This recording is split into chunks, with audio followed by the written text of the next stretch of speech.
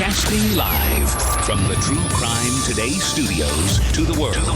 This is Murder in the Morning with Tony Bruschi and Stacey Cole. It's Stacey Cole and Carol Hughes here today. This is your last moment with us for filling in for Tony, because I think he comes back, right? I think he comes back. I don't know if I would if I was him, because he's off on a ship and it's quite beautiful and fun. But yeah, I agree. I don't know. Maybe we'll record again next week. Maybe he gets so busy that he needs us to step in, and I would be happy to do that. Well, thank you so much. It's been a fun week. We don't talk about fun things, but it's been a fun time hanging with you. So now we get to talk about something that Tony and I have talked about a lot. I don't think we've talked about it much together, you and I. How familiar are you with Rex Heuermann and the Long Island serial killer, Gilgo Beach, whatever we call it these days? I would say I'm familiar. Am I 100% up to date on it? Not at all. I'm familiar with it. Well, it's been actually a little bit of a time since we've heard anything about him. He is a former architect, age 60. He was charged in connection with the killings of 4 women whose bodies were discovered in burlap sacks along Ocean Parkway more than a decade ago. And the hits keep coming for this guy. They did a raid on his house when they arrested him. Found a whole bunch of really questionable shit in his house. Like if that were next door to you, you would look over and go, okay, some really bad stuff happened at that house.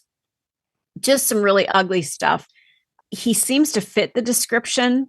There was one woman who did get away from him, or at least contacted police, kind of described what sounded like this guy. I mean, there's just a lot pointing to him, including DNA. We have no idea when this trial is going to take place, but he's back in the news today, mainly because of his wife, Asa Ellerup. She has decided to relocate. Now, here's what's interesting. If you've ever seen his house, he's an architect. Sounds like a very successful one. The house is in just horrible disrepair. Looks terrible. Interesting. Yeah, right? I mean, it's like going to a dentist who has really bad teeth. Right. Like, what? That doesn't make any sense, you know?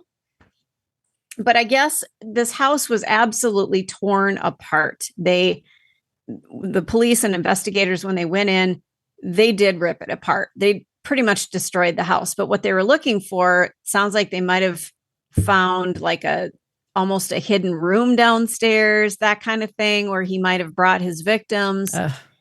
Yeah. I mean, so it was definitely ransacked because of the investigation. So now Asa Ellerup has decided to relocate. She's going to move to South Carolina instead of living in that Massapequa Park home.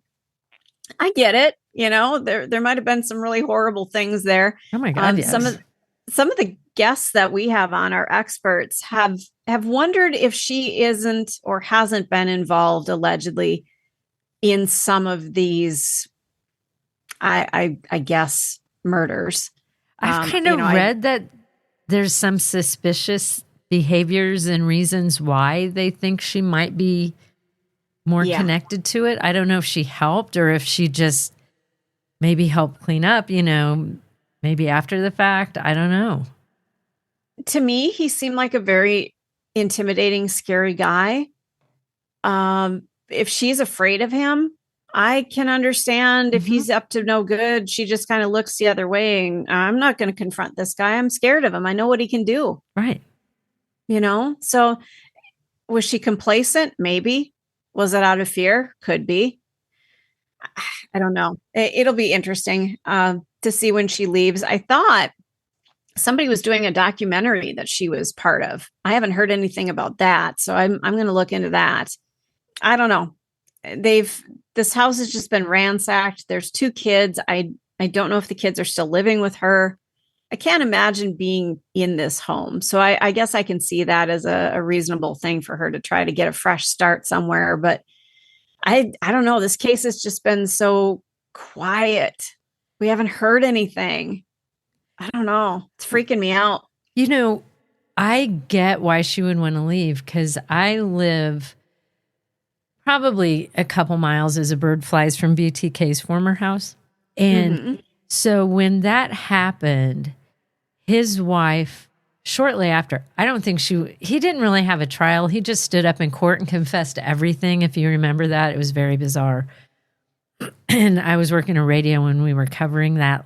We aired that live. So it was really bothersome to sit there and listen to that.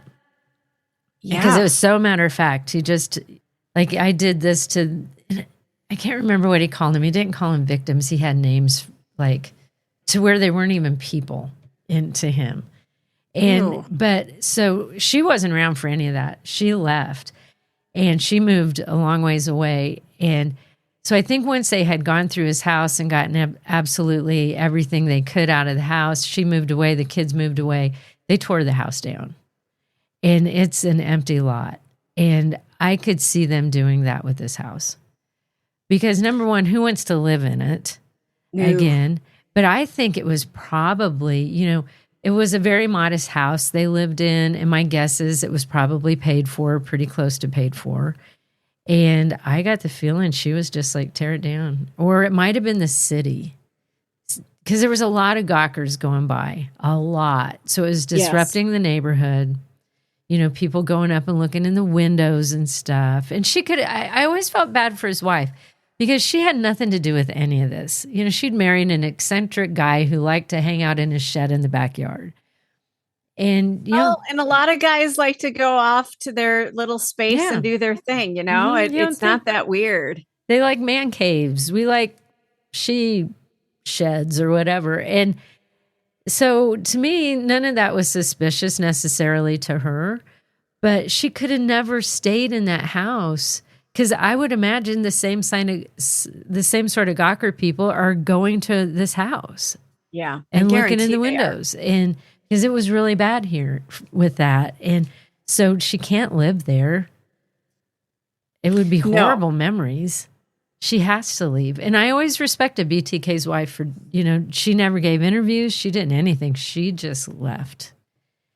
She just locked it down and said, nope, I'm out. She had a job not too far away from where I live. And I think the next day, I don't think she might have tried to work for a few days, but just people were descending on it because all the news stations and the networks were here covering it because that was a big story when he got arrested.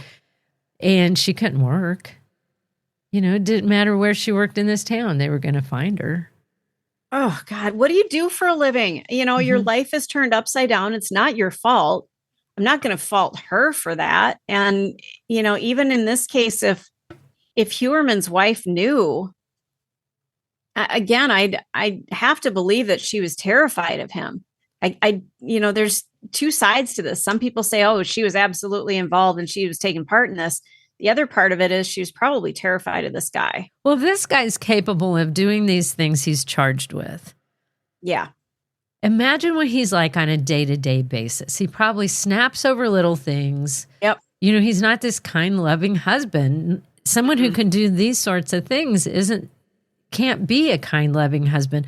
I would think there would be another side of him that would show up from time to time. Maybe sometimes he's nice, but then other days you get the evil one. Exactly. And I'm sure she knew exactly what he was about and probably was concerned that she could become one of those victims. Mm-hmm. This guy used to search for torture porn. He had burner phones. There was 200 to 300 guns stashed in a vault in the house. I would guess she was terrified of this guy. I think so. So yeah, unless she is absolutely going to be charged with a crime, she needs to figure out how to move on and getting out of this cesspool, this broken down home. And I think that's the first step for her is moving away, like moving a long ways away and just starting over. That's really all she can do. Yeah. Go cut your hair, go get a makeover, change your name. Something. Yeah. Just, it's time to shed that old life and start anew. You're in the thick of a true crime saga, every detail sinking in. And then, wham, a commercial about something you couldn't care less about. It's like being served a microwaved dinner at a 5-star restaurant. But it doesn't have to be this way. Go for True Crime Today Premium Plus on Apple Podcasts. With True Crime Today Premium Plus, you get uninterrupted, ad-free episodes, extended interviews that dig even deeper into the muck, and early access so you can brag to your friends. It's like ordering the secret menu at a crime buffet. So, search for True Crime Today Premium Plus on Apple Podcasts, subscribe, and savor every twisted detail without interruption.